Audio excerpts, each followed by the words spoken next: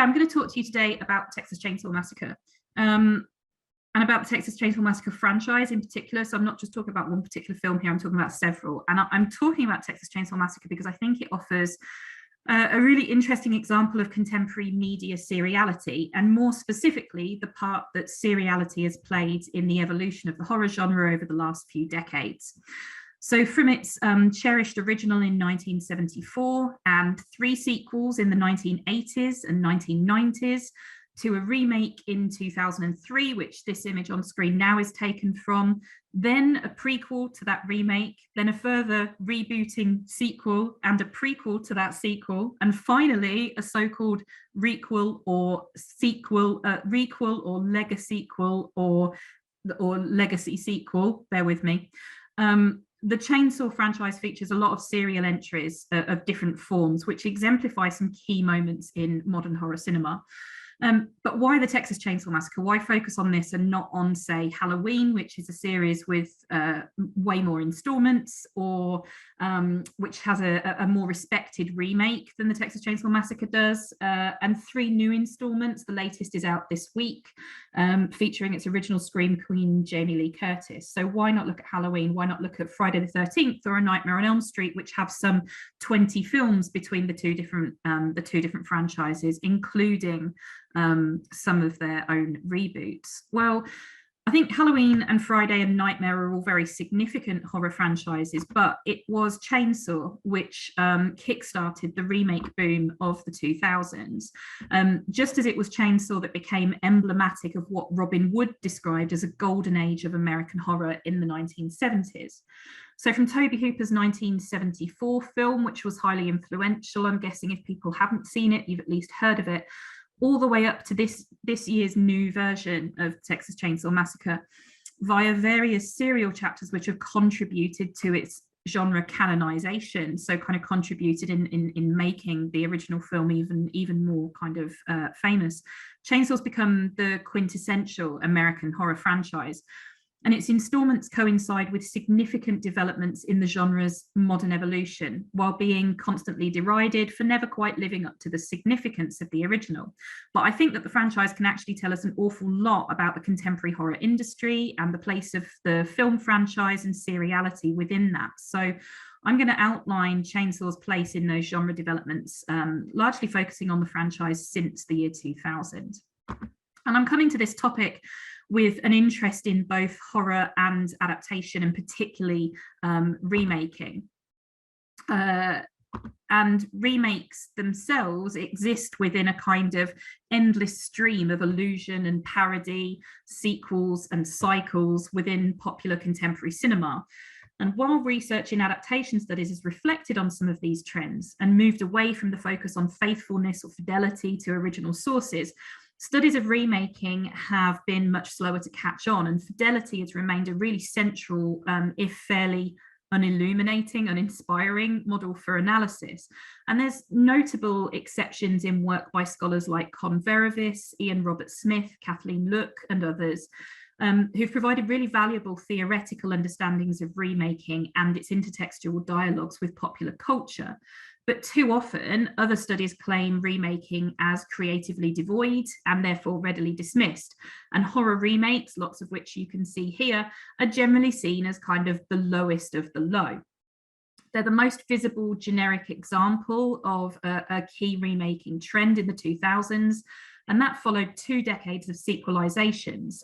So horror's tendency for serialization has often been met with negative reactions from critics and audiences and scholars alike. To academics who take the genre seriously, like me, like Shelley, like Ivan, who are here, and as a fan who loves it as well, studying new versions can present a challenge, not just to our scholarly subjectivity, but also to our guts. Remakes don't exist in vacuums, and our instincts tell us to compare them with originals. And as a result, they're often labelled sacrilegious, rip-offs, denigrating a classic's memory. And it's been common for horror studies to match critical scorn by lamenting the death of the genre post-millennium, with remakes as the most striking example of this dearth of originality. But as the work of many filmmakers and horror and adaptation scholars shows us, the genre is far from dead, and we all know the reasons why they don't make them like they used to. It's not 1974. That's not how things work, and the genre and the industry is ever evolving. So in my work, and especially in my new book, Reanimated, published in August and available in all good bookshops now, I offer some more productive ways of trying to think about the value of horror remakes and other serial forms. So by trading on familiarity with existing texts, remakes, reboots, and sequels can contribute to genre evolution. Experimentation is kind of afforded and allowed because of this guaranteed audience that exists for remakes. So this experimentation might be through technology. So the repopularization of the 3D horror via the success of the My Bloody Valentine remake, for example. And it might offer a platform for filmmakers who are new to American horror. So Alex Ayer, Fede Alvarez, or Nia DaCosta. Remaking might also offer the opportunity to further develop a personal style. So somebody like Rob Zombie remaking Halloween. Or to update some kind of problematic aspect of a story, which needs addressing because the cultural and societal context in which it was made have moved on. So something like the gender politics of I Spit on Your Grave. And horror has, of course, also spawned remakes and readaptations throughout history. The Golem and The Student of Prague were remade multiple times in the 1910s, 1920s, 1930s. Yeah, Ivan's Children of the Night. Dracula has risen from the grave countless times since Nosferatu in 1922 first adapted elements of Stoker's novel. Universal Studios recycled their monsters throughout the 1930s and the 1940s, and even more recently. And obviously that in turn was again recycled by Hammer in the UK.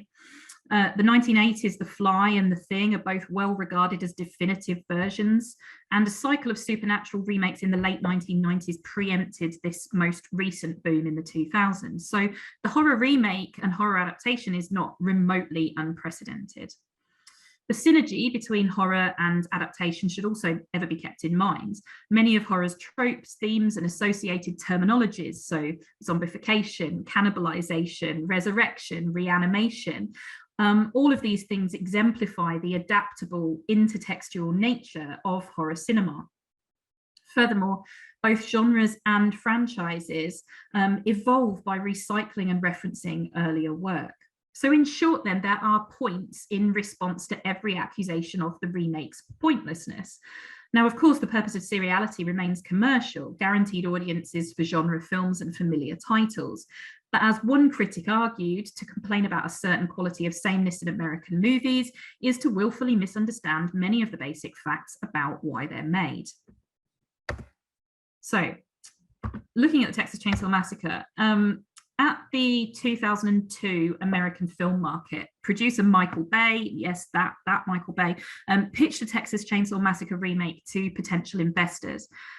And he did this by screening a 75-second conceptual trailer, which featured just a black screen, so no image whatsoever, and sounds of a woman screaming and a buzzing chainsaw. And he worked with these new partners, Brad Fuller and Andrew Form, that's them by the car there, working under a new production house, Platinum Dunes, and they proposed this Texas Chainsaw Massacre remake on the strength of its name value alone. They surveyed a bunch of 18 to 25-year-olds, discovered that most of them had heard of the 1974 film, even though 90% of them had never actually seen the original film. So they assessed that there was a market there for it. New Line Cinema successfully pursued distribution rights to the unmade film, which Bay gleefully claimed left him in profit even before a line of script was in existence. Now, Chainsaw was made for $9.5 million, which is fairly low budget by major standards for somebody like Bay. And it took 3 times that in its domestic opening weekend alone. Over $80 million during its US theatrical run, and much more internationally, and then on DVD and other platforms at home afterwards. And its success ushered in a new age of American horror remakes, and a number of them were produced by Platinum Dunes in the wake of Chainsaw. So this production company, Platinum Dunes, the producers, so Michael Bay, Andrew Form, Brad Fuller, all pictured here, they were really candid about the commercial motivations for making Chainsaw. And upon its release, Chainsaw became heavily criticised as a result. In Roger Ebert's word, it fed on the corpse of a once living film. And Mark Kermode argued that it existed primarily to exploit a new target audience who knew Hooper's movie only as a notorious brand name, which of course was exactly true.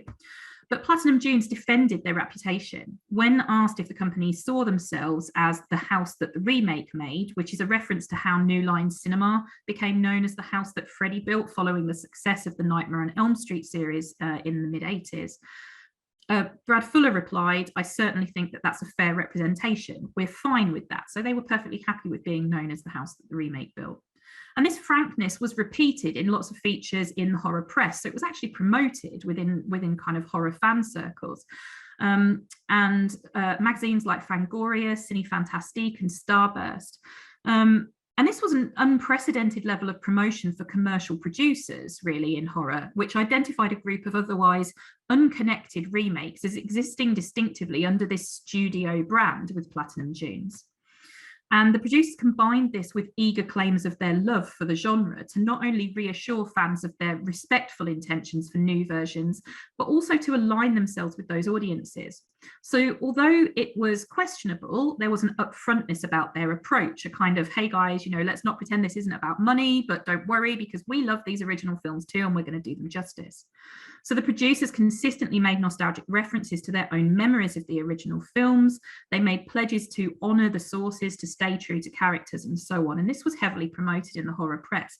So you get this example of these producers working in a very kind of branded particular way, rather than kind of interviews with creatives like directors who were featured, but never anywhere near as often as these producers. So Platinum Dunes films, including Texas Chainsaw, were often described as reboots rather than remakes. And although the two terms are often used synonymously, rebooting more specifically relates to the readaptation of an existing franchise, which ends current iterations and starts the story over afresh. According to William Proctor, a reboot wipes the slate clean and begins the story again from year one, from a point of origin and a parallel position. So origin stories and a new narrative or timeline, which renders the original obsolete in a way. So if remaking can be seen to create a new version of a singular familiar tale, rebooting is defined by its attempt to replace, disavow, perhaps even eradicate the memory of an existing narrative. But obviously, no text can literally replace another. The original film is not deleted, its status is not defined by its retelling.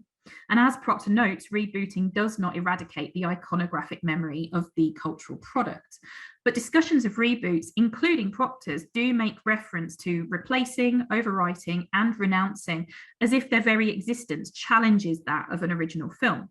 Craig Frost, for example, suggested that the Texas Chainsaw Massacre 2003 negated the legitimacy of Hooper's 1974 film. So the reboot apparently invites audiences to delete all memory of the original and override its narrative and iconic status. But in locating the reboot as a franchise-specific concept, the idea of replacing any given narrative is rendered impossible. As Claire Parody argues, franchise entertainment relies on cohering principles other than narrative continuity, such as brand identity. Adaptations, remakes, and similar reversionings can be intelligible to franchise consumers as simply facets of an overarching entertainment experience, part of rather than in opposition to engaging with a beloved property, and that's my emphasis. So although it's not the strongest example of transmedia story worlds, we can kind of understand franchises on some level as per Henry Jenkins's model. So any film in a film series can kind of offer a point of entry into the wider universe to which it belongs, while simultaneously encouraging consumption of the other installments. Each film contributes to its universal franchise whole. And in this sense, a reboot must be understood as existing alongside earlier versions rather than overwriting them. Cultural iconography and brand recognition are important factors in promoting reboots and reassuring their potential audience, and that's evident in Michael Bay's name-only strategy for selling the Chainsaw remake. Franchise adaptation trades on nostalgia for an earlier installment. So audiences are not being asked to forget, but rather to recollect what came before. Their reliance on nostalgia helps to sell a reboot, but it also encourages audiences to revisit an earlier film or perhaps even re-engage with the franchise as a whole. So the suggestion that a reboot replaces a version of itself from within its franchised universe defies commercial logic, causing viewers to forget earlier incarnations would challenge its very reason for being. Now, Chainsaw's reboot relied on the popularity of the original series among horror fans and its notoriety among unfamiliar audiences. Rather than simply erasing the significance of the original, the remake appealed directly through a careful process of recalling franchise mythology and resurrecting an iconic antagonist. The addition of a background story for Leatherface, who's this incredible character here, seen across the ages. This addition of a background story was promoted if it was as if it was kind of revising a legend, and elsewhere the return to Chainsaw's supposed true story was emphasized. Alongside the changes to origin stories, reducing the comic nature of sequels and opting instead to return to a supposedly darker tone was a feature of the Platinum Dunes films in the mid-2000s. And this is evident in the film's aesthetic. You can even see from that the still in the middle there from 2003, those kind of tobacco sepia tones. But it was most notable in the approach to the villains at the center of the franchises and the construction of these kind of dark origin stories for their characters, whereas the original films weren't remotely interested in their origins, they just were. So antagonists like Leatherface, Freddy Krueger in Nightmare on Elm Street, Jason Voorhees in Friday the 13th can almost be considered their franchise protagonists. They're certainly their main attraction. Their persistent presence makes them central characters, and it's the series villains whose presence in the reboots is required. So it's much less significant that the final girl, Sally, is replaced in the Texas Chainsaw Massacre reboots, but it's absolutely essential that Leatherface himself comes back. And the newest film does actually bring Sally back to take revenge on Leatherface, but she's dispatched pretty swiftly and unceremoniously, and the significance is really placed on the killer. So he's central to the Texas Chainsaw Massacre series, and central to the entire franchise is Leatherface himself and his extensive, complex cannibal family, who change with each film. So in Hooper's original film, 1974, there are three brothers. There's a figure referred to simply as the cook or old man. You can see him at the back of the table there, chuckling away. The hitchhiker in the foreground of the image here, and Leatherface, who's wearing a leather face, and also their ancient decaying grandfather sat at the back of the table there. And they offer a kind of makeshift parodic reflection of the patriarchal nuclear family, who survive by killing and eating passers-by. Typical family scenarios like meeting for dinner are subverted and traditional gender roles are mocked, with the final scene positing Leatherface as a kind of browbeaten matriarch in direct opposition to his family's requirement for him as the biggest, strongest member of the household to capture and butcher their victims. Now, Leatherface remains the heart of the franchise throughout, but the shifting and increasingly complicated family dynamics in sequels alter his purpose and his personality. In Tobe Hooper's own 1986 sequel, he gains a brother, Chop Top, while the hitchhiker, who's now named Nubbins, appears only as a preserved corpse.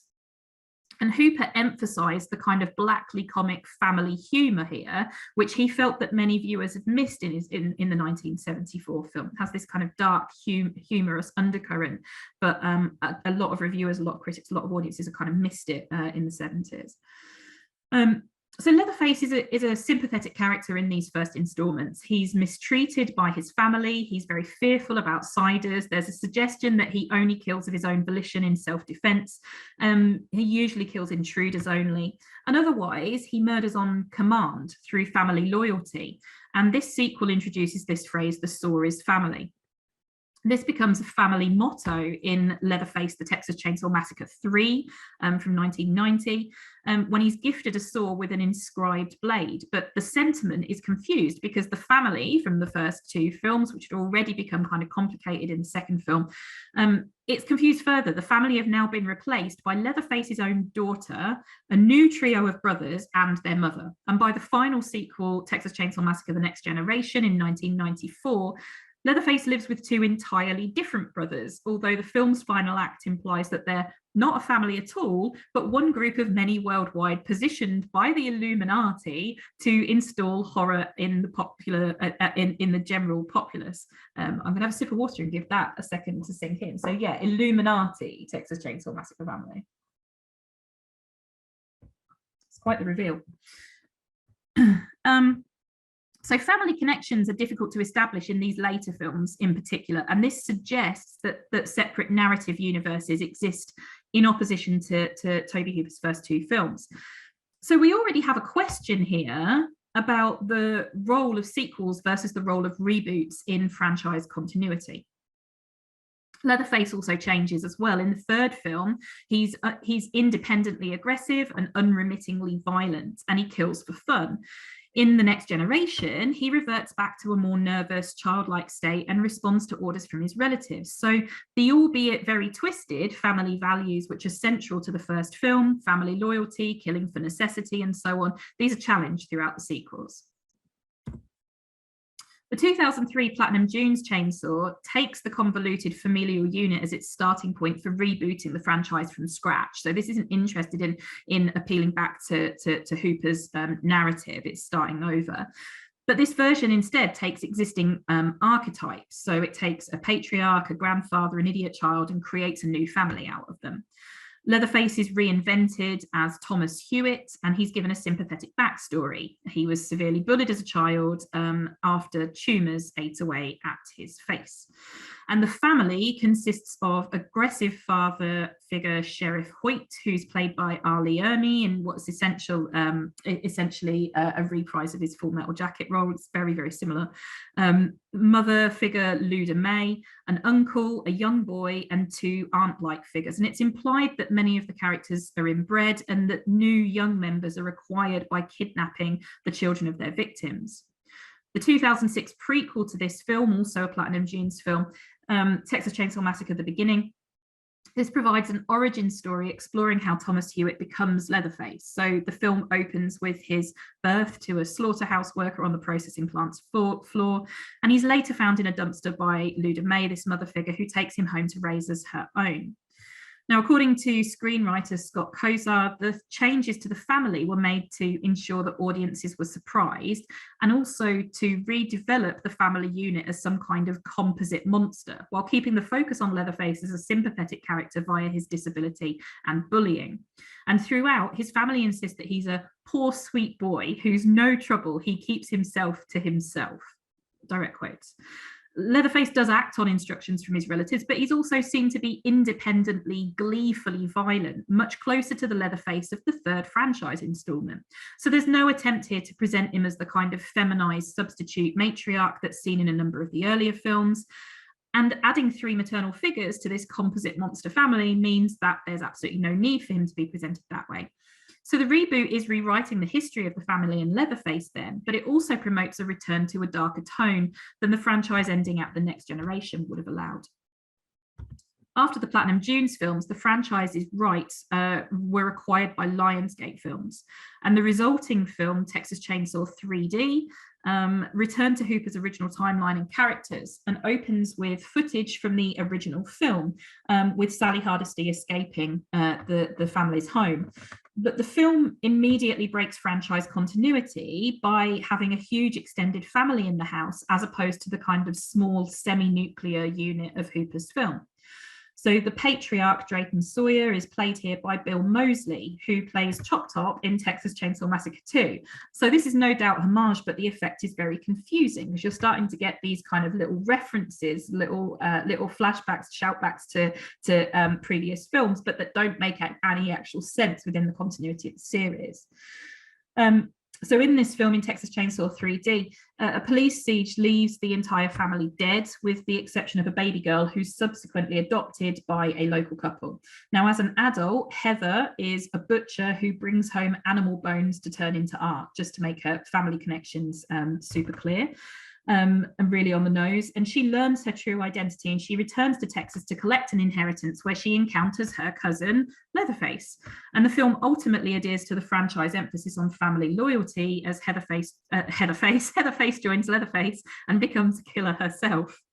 A sequel was quickly announced following the film's release, which became this 2017 prequel, confusingly also titled Leatherface. I'm assuming everybody's very confused by this point. And here, Verna Sawyer's children, Drayton Nubbins and a young Jedediah, who is Leatherface, are taken into care, and the narrative picks up a decade later as the boy escapes and finds his way back to his family. So these two films attempt to rectify the kind of narrative transgressions, if you will, of the sequels and of the remake, returning the series to its roots to form a kind of trilogy with Tobe Hooper's original film. Now, whether or not that's successful is another story, because if we accept that Chainsaw 3D picks up immediately where the 74 film ends, we have to assume that this enormous family defending the farmhouse were hidden away somewhere. And we also have to ignore a kind of nonsensical timeline. It opens in 1974 and Heather was a baby, but she's now in her early 20s, which would put the film in the 90s, but the film is set in the present. And the film's writer later explained that Heather was intended to be a woman in her 40s, but the studio cast a younger actor for commercial appeal with little regard for narrative cohesion. In Leatherface, there's a deliberate kind of misleading of the audience, and we're introduced to two key characters in a children's institution. So we get a silent, hulking, scruffy giant Bud who attacks only in defense, and then we get this smart, chatty, handsome Jackson. And throughout, Bud is framed as this kind of this character who's eventually obviously going to become Leatherface. We know that when you put a skin mask on this guy, he's going to immediately look the part, and he's quiet and he's sympathetic.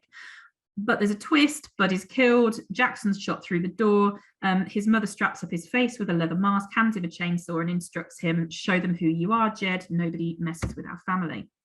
So this film was criticised for retroactively trying to make Leatherface a sympathetic anti-hero, but that is to at least some extent what the series has always done. And since 2003, the series has taken a more immediately sympathetic position to Leatherface and provided motivation for his actions by showing his family's past. But Hooper's first film was central to horror in the 1970s, which showed monsters as being more human. The newer films return to this idea full circle, scaling back the confusions of the 90s Leatherface, even while adding some confusions of their own.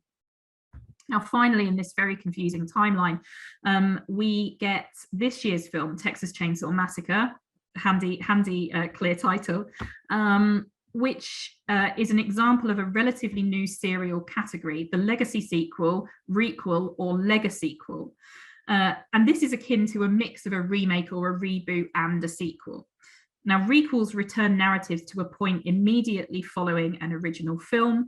They overwrite the narrative developments of series sequels and prequels to develop a new story. And so this film reappropriates scenes from the original early on. Here they kind of play out within the film as scenes. So scenes from the 1974 film are played out, used as a true crime documentary. So this is shown on a TV, which some characters encounter early on in the film, and it's kind of this sensational true crime documentary, which serves as an intertextual connection and a promotion to Tobe Hooper's film, as well as reaffirming Leatherface as a kind of menacing presence in rural Texas. Later on, the killer himself is live streamed, which effectively reframes him as the star of his own piece. Now, as Kathleen Look suggests, requels are both nostalgia-driven and seriality-focused, drawing from franchise history to offer some retro appeal through familiarity, while also securing the commercial viability and thus the continuation of a particular series, because if it's commercially viable, why wouldn't you keep adding to it? As is common in remakes, reboots, sequels, and requels, these various versions feature references which pay homage to the originals as well. So the Platinum Dunes films and the newest version feature opening narrations by John Larroquette, similar to the one that he provided for Tobe Hooper. The 2003 remake sees Tobe Hooper's cinematographer Daniel Pearl return, and Michael Bay suggested this was giving fans a ring to kiss. Actors Bill Moseley, Marilyn Burns, Gunnar Hansen were cast in minor roles in the 2010 cycle, while Final Girl from the original Sally Hardesty returns in this year's film. So new versions are asserting their own position within the franchise, but they also rely heavily on recognition of the original for their success. The need for audiences to remember is also especially apparent in promotion. If you look at these posters here. So the image for the 2003 film clearly intends that we recognize the antagonist, this kind of shadowy, obscured Leatherface. And it's reminiscent of promotion for the sequels. You can see one of these in the middle, so the poster for Leatherface, Texas Chainsaw Massacre 3. And it's, again, this kind of shadowy, obscured Leatherface, who by then is a cultural icon and would have appealed to franchise fans. But both of these are very different from the poster advertising the original. Leatherface is prominent, of course, but if you look at the poster for the original, the image asks the viewer to care a little bit more about his victims rather than the man himself, even if that's just by questioning their fate. Later promotion is really interesting as well. So Texas Chainsaw Massacre, Texas Chainsaw 3D from 2013. These posters offer a kind of new look. So something perhaps a bit closer to the 1990 Leatherface, kind of bold, bit of a breakaway from that, again, tobacco and sepia look of the Platinum June stuff. But a second option appeared, which looked exactly the same as the Platinum Junes ones from 10 years prior. So it looks more like the reboot poster. And then we get Leatherface, which again looks like it kind of matches, it follows on. You've got the similarity with the font, the colors, the obvious but obscured Leatherface image. So there's clear alignment with the more recent films. And that's from the 2006 prequel to the other. So you can see how these are kind of, even though they're following kind of new narrative routes, doing different things stylistically, even then they're kind of relying on association with each other as a kind of form of branding and alignment. You can also see interesting examples of the way that the films have been marketed. If you look at Texas Chainsaw Massacre 2, so this is Tobe Hooper's film from 1986, so the original first sequel. And you can see these this kind of gradual rebranding of Texas Chainsaw Massacre 2. So you've got on the left there, that big image with the chainsaw is MGM's Gruesome Edition DVD. So this was released in 2006, which was the same year as the Platinum Junes prequel. And again, clearly designed with that same font, the same kind of look in order to kind of align with the branding. But it also looks a little bit like a sequel to Saw, which was very popular at the time in the mid-2000s. Then later on, you get this flagging up the star power of Dennis Hopper at the top in the middle there. This release at the turn of the 2000s, which is kind of Tarantino-esque, perhaps kind of relying on his image from earlier films. And that itself replaces this really brilliant parody. Some of you might have recognized this parody on the right-hand side. If not, it's The Breakfast Club on the original Canon video release. And that perfectly highlights the kind of comic tone of Hooper's original films, right? That it was parodying the poster and the cover image for The Breakfast Club. So it's wonderful, but it's perhaps a bit obscure for a hopeful cash-in on a reboot.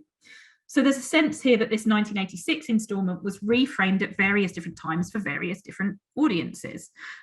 Whether that's a deliberate attempt to rebrand it in the wake of new franchise releases or an effort to align it with other cinematic trends, there's still an argument to be made here that new films can bring attention to older installments. So how do we understand the later installments of the series and their connections? Well, most obviously, the Platinum Junes films could be seen as a reboot and a prequel to that reboot, which overwrites narrative while using themes and character mythology as a foundation.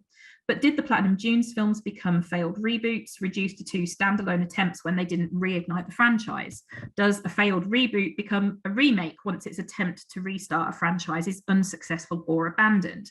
What about the films from the 2010s? If these were intended to form a new line of sequels with Hooper's original film, where did the extra Sawyer family come from exactly? Is the 2013 film really a sequel? And can we ignore all of the other series installments? Is the 2017 prequel in fact a reboot, introducing yet another origin story? Do we really have to start using some clunky neologism like legasequel to accurately classify this year's film? And is anybody else's head about to explode? So I would argue that not only do these issues highlight the challenges of labeling the films themselves, but they also serve to emphasize the difficulties with defining precise categorical labels for different types of serial storytelling, and the impossibility of constructing a clear, fixed taxonomy of the serial nature of franchise filmmaking. And sorry to self-quote, but as I've argued, trying to distill the nuances of contemporary adaptation into a precise series of labels like remake, reboot, pre-make, pre-boot, reimagining is beyond challenging. The interwoven webs of intertextual referencing in contemporary visual media make it near impossible, and my preference would be to simply resist categorization at all. So the questions raised by the series only highlight the difficulties of constructing taxonomies of adaptation, and the franchise offers us an ideal case study of contemporary self-referential serialization and the increasing difficulty with attempting to define and delineate this. Another way that we can use Chainsaw as a case study for serial filmmaking is by examining the way that themes of the original film and its newer versions have been compared. And I'm just going to finish up quickly by talking about this. So Hooper's film epitomized the politically engaged independent horror of the 1970s. So Chainsaw has been repeatedly seen as a study of the horrors of American capitalism, with the family as victims of redundancy from their slaughterhouse work, as well as being a reflection on the Vietnam War and on the collapse of the nuclear family as an American institution. Mark Bald has discussed the film as the countercultural movement's end of the road movie, which reveals only the ugliness and savage heart of the American dream. Now, the tone of horror did indeed shift in the 1970s, but this was reflective of changes in American cinema more broadly. New Hollywood's revisionist approach to genre filmmaking, the rise of independent filmmaking, the introduction of the MPAA rating system all coincided with a particular political moment. And many horror films are perhaps better understood as products of their time rather than explicit comments on it. So I want to be clear that it's not my aim here to undermine the significance of Hooper's film. This is, after all, something which exists in the Museum of Modern Art's permanent film collection. But rather, I want to acknowledge the retrospective nature of these readings, which were formed within a historical contextual understanding, which was difficult to pinpoint at the time of production. Initial responses to the Texas Chainsaw Massacre themselves, initial reviews and initial audience responses failed to pick up much in the way of subtext. Despite its eventual success, its early reviews were actually very mixed, and its themes and subtext were largely missed. Director Tobe Hooper was very vague about any political inspiration for Chainsaw as well. He acknowledged that lots of political things were happening in the US that helped to fix the film. I was trying to say, this is America. But he added, I think we shoot a lot of stuff, and 20 years later, we find out what it meant. And it was much more common for him to reference Ed Gein or a trip to a local hardware store as inspiration, or to talk about the personal horror of family get-togethers as inspiration. And in a commentary with co-writer Kim Henkel, the pair joke about the perceived meanings of the film, laughing, "For me, this film is really not about the breakdown of the American nuclear family," though I think there might be an inch of sarcasm there. As Matt Becker has observed, Hooper's ambivalence about the politics of his film aligns with the commercial motivations for producing low-budget horror, which was not in harmony with the objective of his earlier experimental work, nor with the analysis that Chainsaw later received.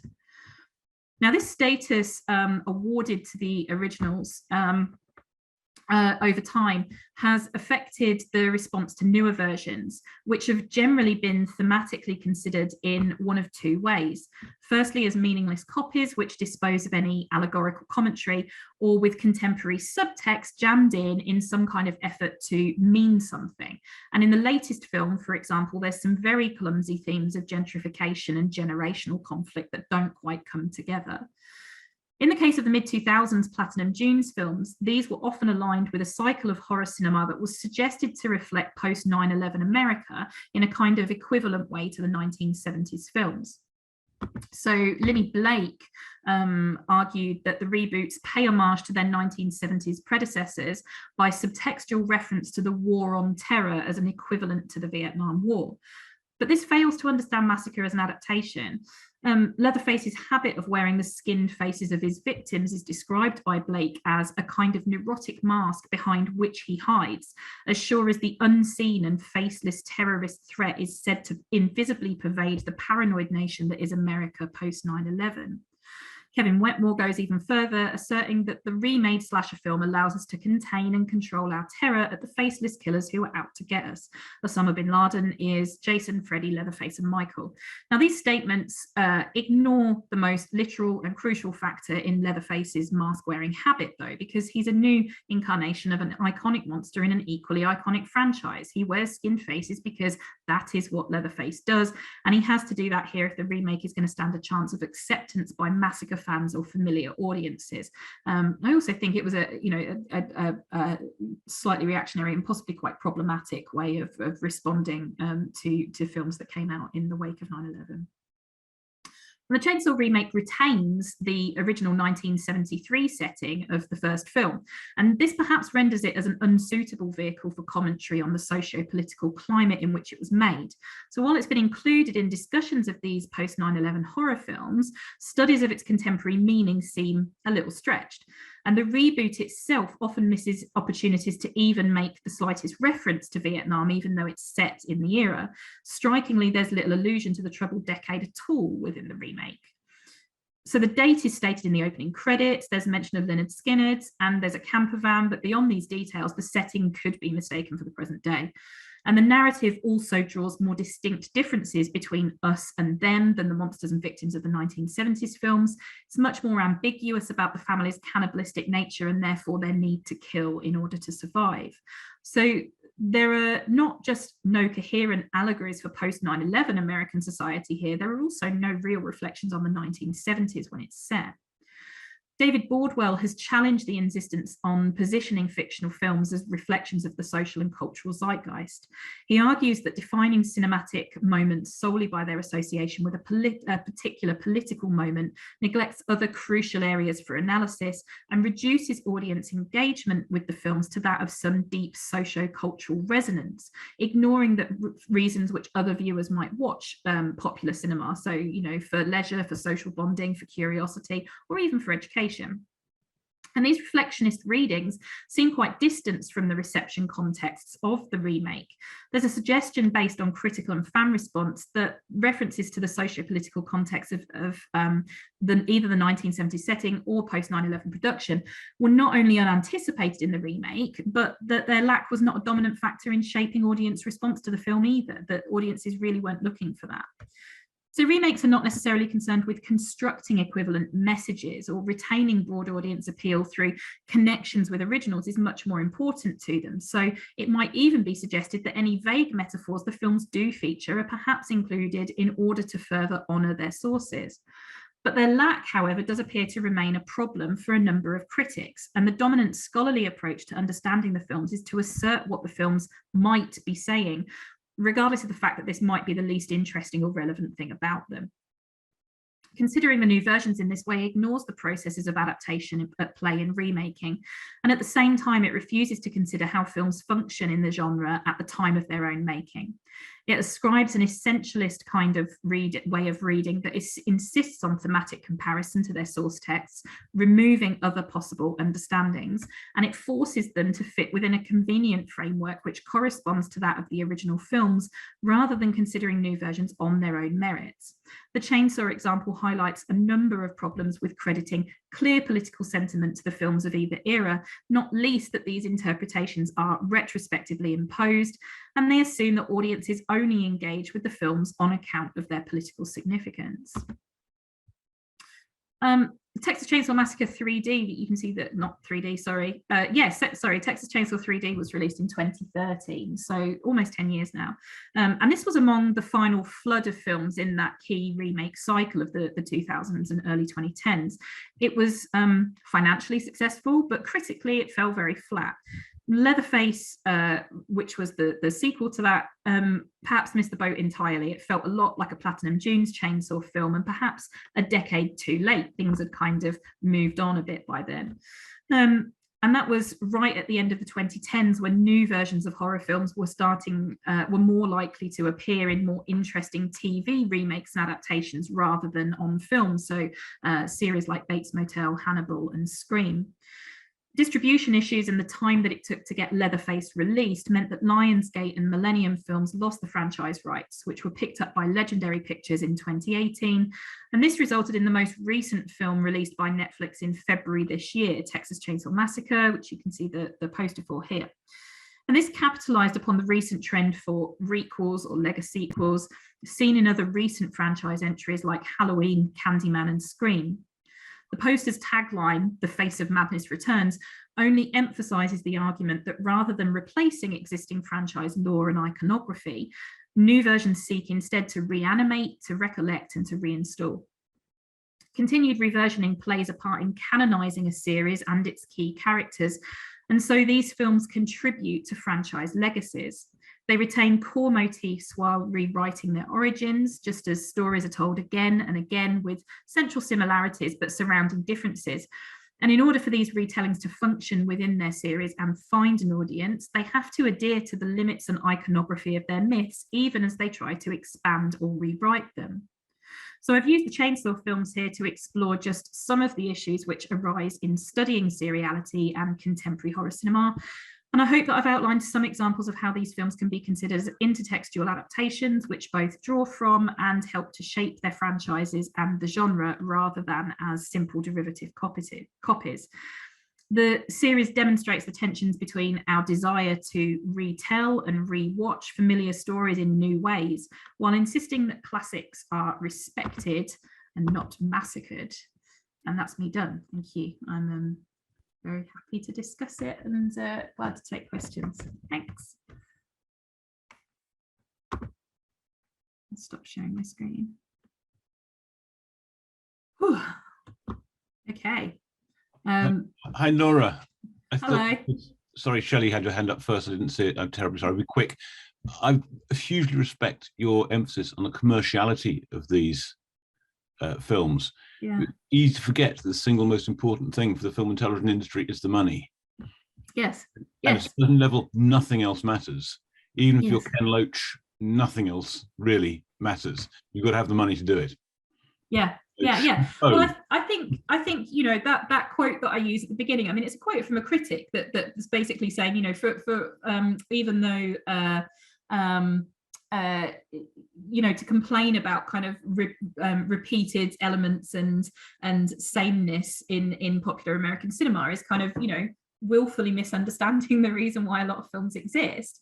And I think, you know, the complaints about these kind of films in particular being released purely to make money, well, it's an industry. You know, like we have to acknowledge that is a significant reason why the majority of films that we see get made. And I'm not saying all. I think, you know, I agree with you and realize your perspective, but we've got filmmakers here who will feel differently in terms of commerciality. At the point of release, virtually every film is released to make money. Yeah.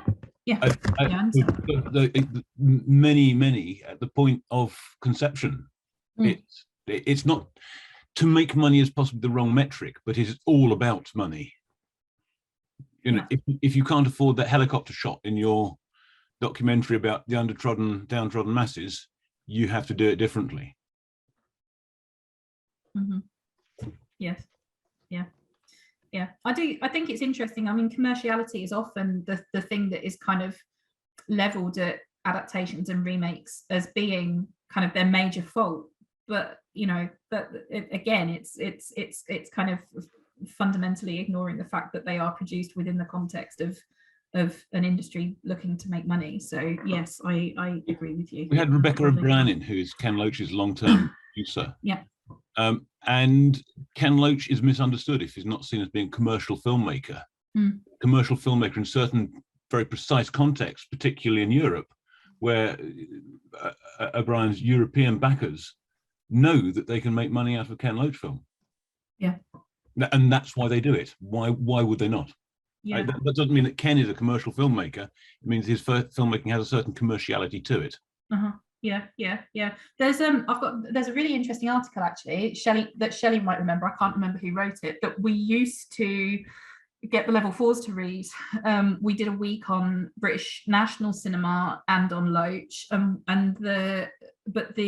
what we got them to read alongside a more theoretical piece on British national film was a piece on Ken Loach and production using, I've forgotten her name, Rebecca O'Brien, yes, using lots of information from Rebecca O'Brien actually. So I'll forward that on to you because I think you might be interested in that. Yeah, it's good.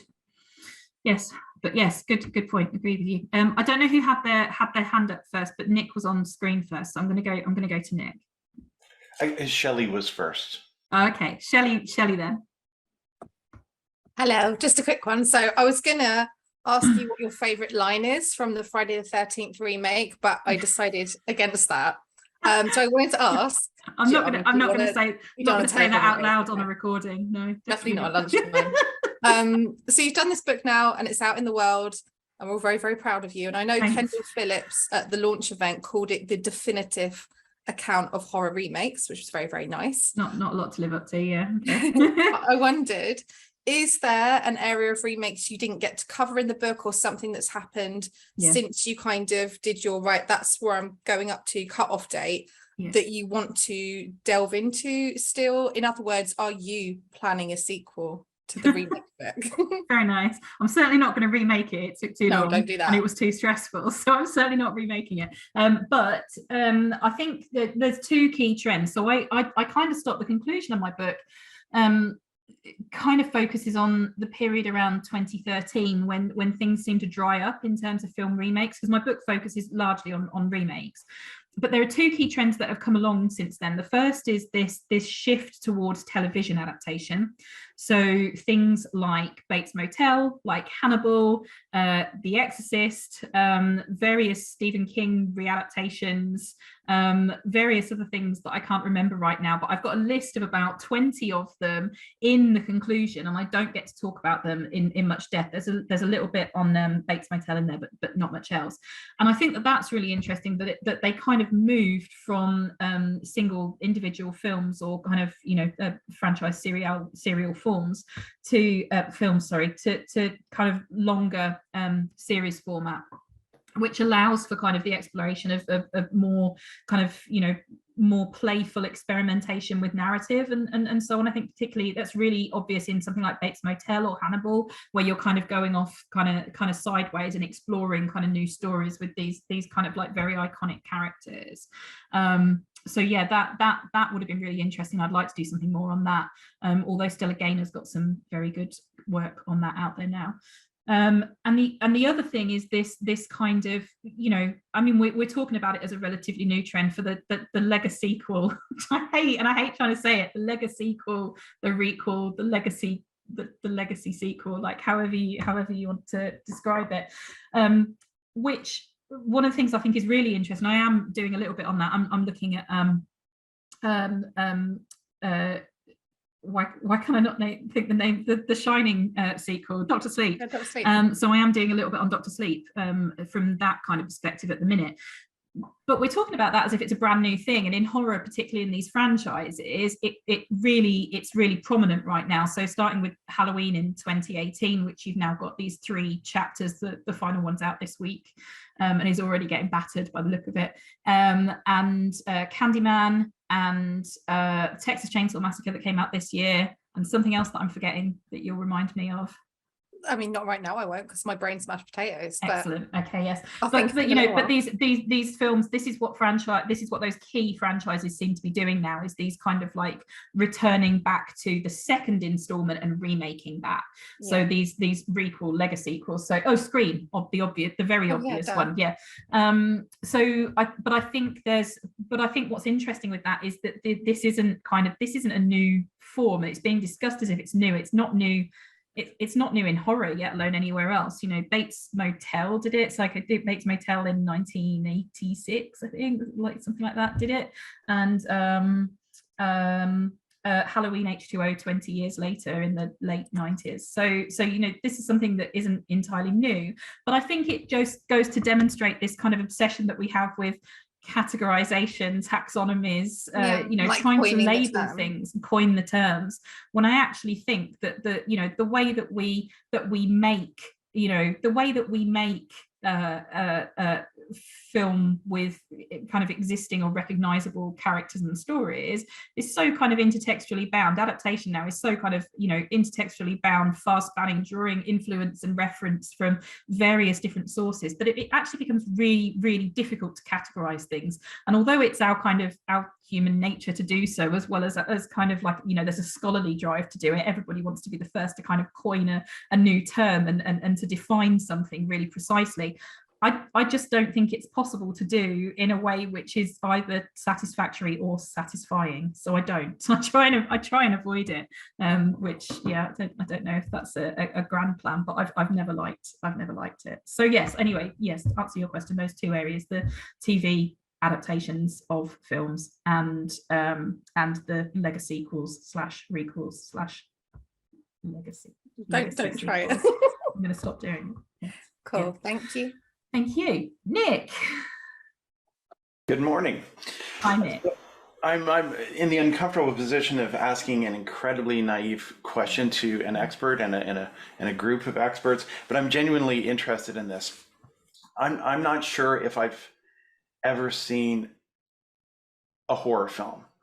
It's not entirely true. My wife, when she was younger, was an actress, but she was the kind of actress who would get killed in the first 5 minutes of a horror film. So I've seen little segments of horror films, and it has to do with the fact that I work in horrifically violent documentary film, and the last thing you want to do when you go home at the end of the day is watch more violence, particularly if it's for entertainment. Yes. So I was really struck by the themes of sameness, nostalgia, repetition, and serialization, obviously. And I'm curious, is formula an integral part of horror? Does it allow your viewer some level of comfort in which that they can enjoy the horror, because it's like a comfy sweater that can help them go through the journey?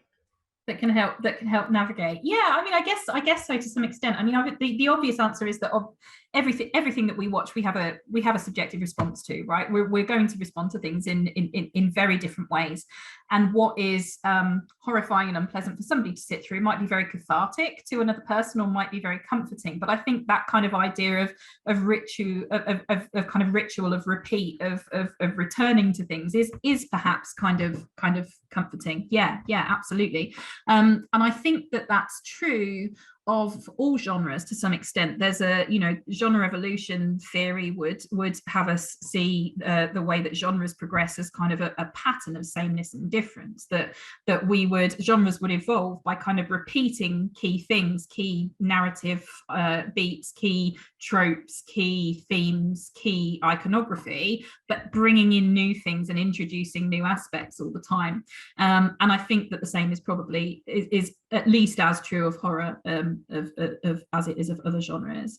But yeah, in terms of sort of that process of adaptation and serial storytelling to horror, I guess, you know, I guess it's really central to horror, and returning to those characters is really key. I think there's also something generational in it as well. There's this great quote, I wish I could remember it, but there's a great quote by John Carpenter, who obviously made Halloween and lots of other stuff, but Halloween particularly pertinent here, who talks about this kind of this generational 30-year cycle that filmmakers, you know, grow up with what they watch, and 30 years later a kind of, you know, repeating kind of styles and themes and ideas, but perhaps updated for their generation. So there's definitely that idea there as well.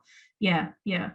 As far as the comfort in watching horror, I'm not sure. I think it's highly subjective. I've always found it quite a comforting, cathartic way to be scared in a safe space, for want of a better phrase.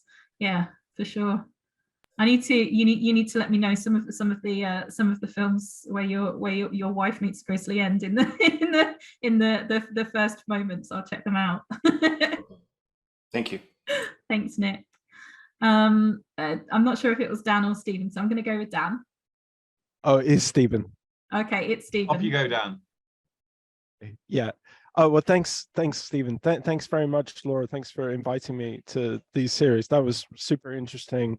I really like the horror genre particularly, and so yeah, that was a really interesting lecture. But I guess the thing that I was thinking about was I read a quote. I was reading a review of that new horror film Smile coming out. Yeah. And I think that it was in The Guardian, and I think the journalist started with a quote saying that the horrors of today or the last 10-15 years will be about trauma, whereas the Texas Chainsaw Massacre is within the slasher genre. Sorry if you've already said this. I know that it might go, there's no fixed genre necessarily for the Texas Chainsaw franchise, but I was wondering, like, with the new one coming out, I think you said there's a new one coming out. It came out this year, so about in February time, I think, actually quite a while ago. Yeah. Got you. Yeah. Would it be unsuccessful, do you think, for it to like move? Because I guess the slasher genre of horror subgenre has a set of like almost like thematic conventions that come with it, and like just are those like outmoded in a way, and that like perhaps like directors are thinking, oh, every film from say Smile to It Follows to The Babadook, they're starting to deal with different themes. So would they perhaps look at I wonder whether directors are questioning whether we should step out of the slasher like kind of thematic zone and go into this more trauma one. Yeah, potentially. I think a couple of things there. The first thing is that as far as horror and trauma goes, Shelley is the person to talk to. She's currently writing a book based on her PhD about that very, very topic. The second thing is that in horror studies, which have been framed by kind of studies of trauma and those kind of thematic aspects of horror, it's tended to look at sort of national traumas as well as individual traumas. So horror exploring things like the Vietnam War in the 1970s, like kind of political crises and kind of in the 2000s, in the wake of 9/11, a lot of that kind of reflectionist criticism comes out at that time and is responding again to what was seen to be a kind of national trauma. So I think that emphasis on trauma has always kind of been there in horror and has always kind of worked through.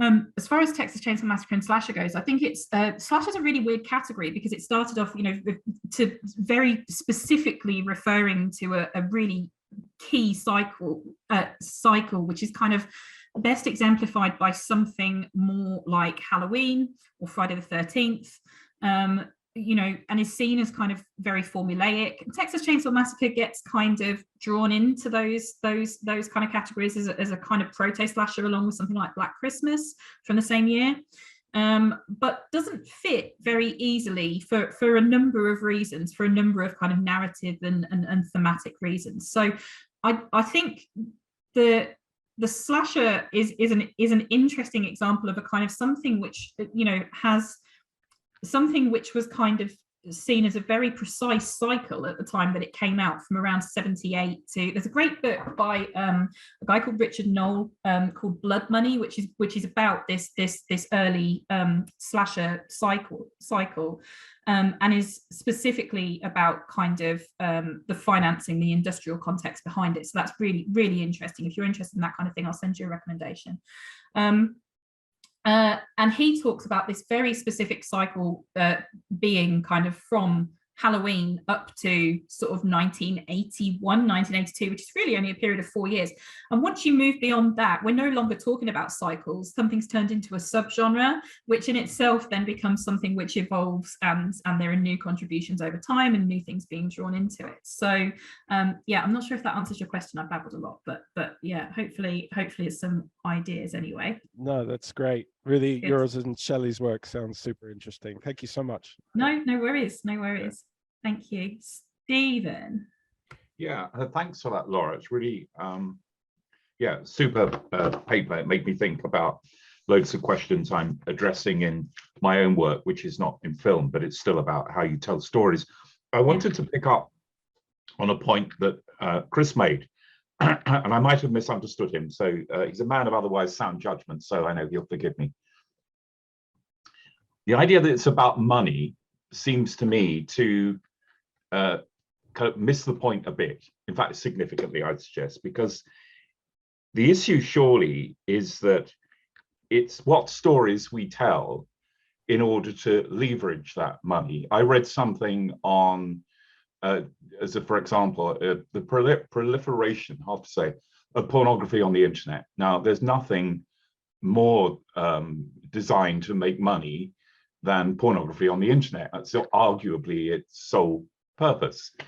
At the same time, you could see pornography on the internet as being a legitimate subject for study, because what we want to know is how we leverage that money. What kind of, secret, implicit and explicit stories do we tell ourselves about ourselves, our bodies, our sexuality, in order to get that money? So that seems to me, the key, the key thing about the discipline of film and media studies, and arguably all of us that are working in the arts and humanities. And even if you take a kind of old-fashioned Marxist view and say that the economy is the kind of driver of everything, we would still have to say, well, we're back to this position of kind of the reification of production, circulation and exchange, and the role of film within that. Those narratives really do something to make the economy circulate. So as a kind of closet Marxist, I'm not, I don't cut up rough about the idea of the economy being important, but I think we sell our discipline hugely short if we don't remind ourselves that that's kind of, not the point. I think firstly, I think the mention of porn is interesting. I think it's certainly an interesting way of looking at it. Obviously very different industries, often very different ways of looking at things, but just to say that there is a huge field of porn studies within which sits within under the sort of media studies and the gender and sexuality studies, and explores not just the industry but also the cultural context of porn production, performance, consumption, the way that we engage with porn, the way that we watch porn, etc. And I think that film and media studies actually does something very similar, in that when we talk about the importance of the industry and we talk about the significance of commerciality, that's not the be all and end all and that's full stop. That's we're talking about the reason for some things being, and we can still look at things in kind of cultural considerations. We can consider the context in which it's made, and also the context in which it's in which audiences receive it, and the way that people are watching it and how we're responding to things. Absolutely. And I agree, and I agree with your point, and Ivan put a point in the chat as well about money being a necessity for production, but if it becomes the reason for all production, we're doomed, surely. And I agree with both of you, but I think my point is kind of somewhat bridging Chris's perspective and yours, which is yes, money can't be the be all and end all, but ultimately the buck can't stop with, so that's no pun intended, with these films are terrible because they only exist for commercial purposes. Absolutely. My point is, okay, but so what? So what that they do? Of course they do. They're part of an industry. They exist to make money. They often have made money. They've also given artistic opportunities to people starting out within the industry because they make money and because they're financially viable.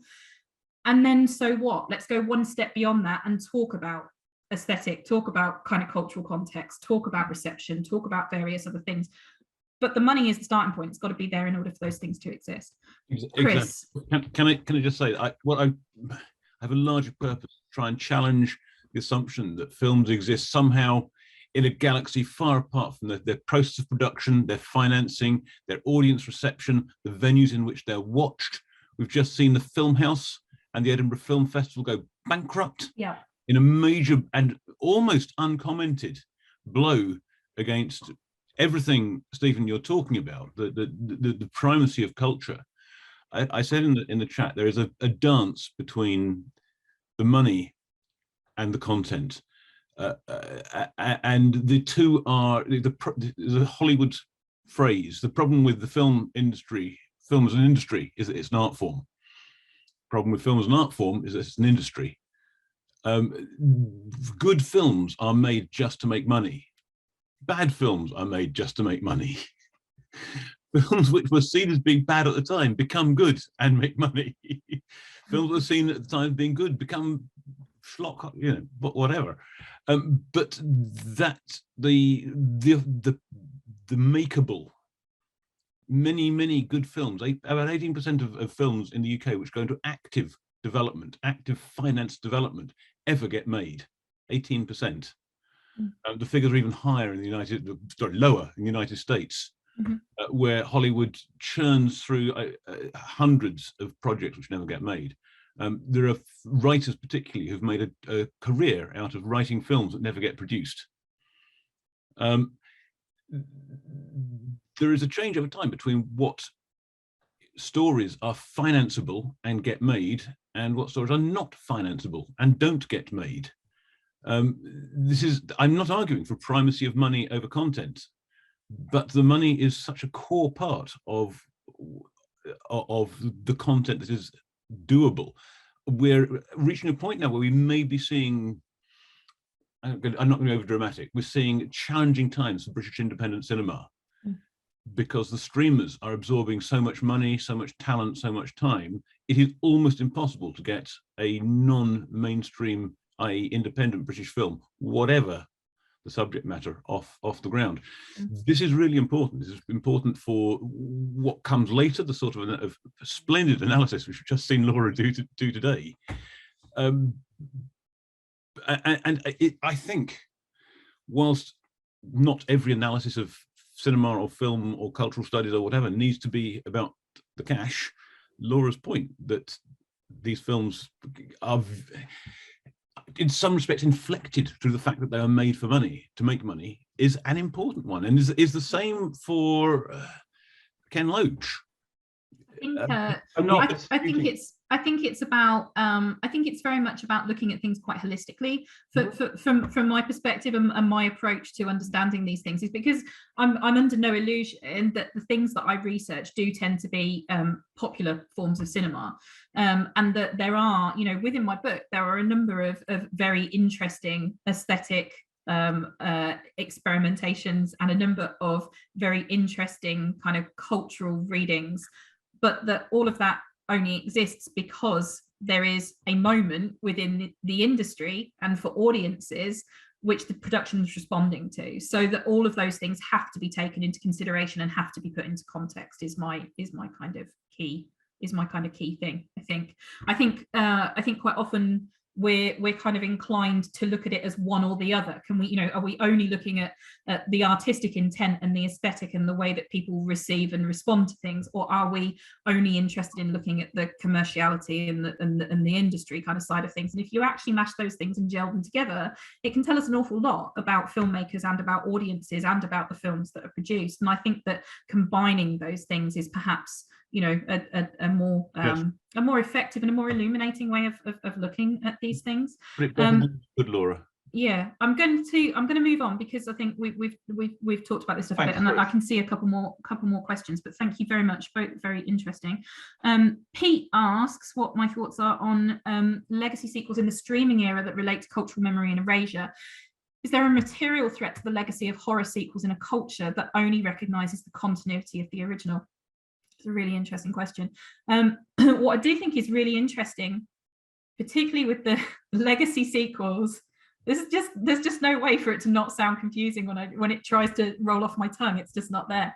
I think there's something really interesting actually in that Texas Chainsaw Massacre is an example of a film which Netflix released and buried, like absolutely no promo, did that thing that Netflix do with Netflix originals, right? It comes out, there's no fanfare. It kind of, you know, you get a week's notification that it's appearing, it appears, there's a tiny bit of buzz around it for whatever reason. It's the subject of multiple memes, which of course, you know, speaks to kind of adaptation and repetition and so on.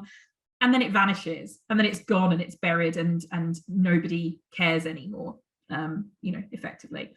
What's interesting is that film is being connected and aligned with this little cycle of horror legacy sequels. I'm just going to say requels because it's easier. Horror requels, which have all had very wide and very successful releases. Halloween in 2018 and its sequels, which of the two sequels have been received diabolically, but will, remain to be seen how it does at the box office, but have both had, very wide releases. And Scream, which, had a very wide mainstream release and did very well at the box office. And Candyman, same again. I think possibly underperforms a little. I can't remember. I need to look at things. But that these films came out, had these kind of very, very major releases, very major cinematic releases, and were received in that context. And then you get something like Texas Chainsaw, which has come out and just kind of been swallowed by the Netflix machine. So is there a material threat to the legacy of horror sequels in a culture that only recognizes the continuity of the original? I mean, potentially yes. But I do think, I know we've talked about this, me, Pete and Ivan, about this idea of sort of how different these ideas of erasure and replacement and forgetting about kind of installments or films or what have you in the age of streaming is, and how different it is really from things like video and the introduction of other new formats. I think it's still too early to tell is the short answer. And again, I'm sure that's not a satisfactory answer, Pete, but I do think it's a really interesting question. Any other sequels? Any sequels or remakes that you prefer to the original? For Texas Chainsaw, absolutely no. Texas Chainsaw for me, the original is the absolute key. And I don't actually particularly love any of the remakes. Texas Chainsaw 3D is a lot of fun actually, and the Platinum Dunes film from 2003 has had a little bit of a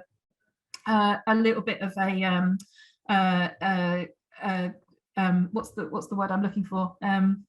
It's reappraisal. It's had a bit of a kind of critical and audience reappraisal, and seems to be kind of having a moment, but I never quite got it. But yeah, there were films where I would much rather sit down and watch the remake again than sit down and watch the original. Maniac, The Crazies, potentially The Hills Have Eyes, lots of things that I was studying. I think actually, have really interesting, really creative, and really really interesting films with potential longevity within series. So that's kind of interesting. Stephen. Hi, just a sort of footnote really. Do you have any thoughts about the connections between fandom and the genre that you're looking at? A little. There's a lot out there on horror fandom more generally, but there's very little out there on fan responses to horror remakes. There's a couple of pieces, but actually I think that there could be, an entire project, an entire book length study on this stuff, because I do explore it a little bit in kind of looking at fan responses to remakes and how that kind of sits with some of the key things that I'm talking about, particularly in terms of things like fidelity, which for a long time were really, really important to fans. But there is some really interesting approaches and things that you would think would be kind of really, really key and really central to fans. Like when we talk about fidelity and fandom and the idea that fans are always going to prefer the original.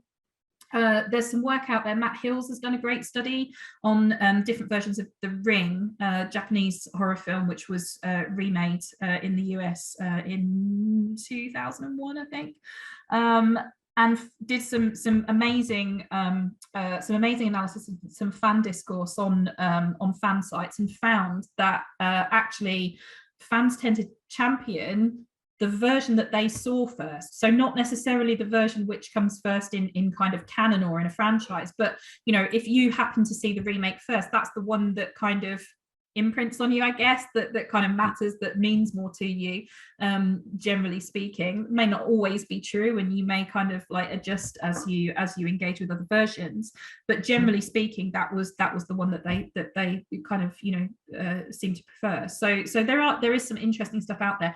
I do think there could be much more. I look a little bit about about fidelity and about kind of there's I mean, horror in particular is a really interesting genre for this, because it has such a kind of huge and vociferous fan base. Like you know, horror fans are often, for want of a better term, rabid. I'm one of them, and you know, they tend to be quite kind of protective, but then it will be the same people who are queuing up to see a new version of something when it's released. So yeah, I think there is some work, but a lot more work to be done.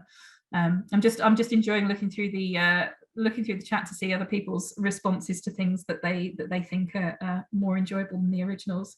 Yeah, and you know, Dan says The Thing, and you know, that film and The Fly around the same time, you know, both become considered like the definitive versions, and they're both adaptations, they're both remakes. So yes. Thank you, Laura. No worries at all. No worries. Thanks for the paper, it was super. Thank you very much.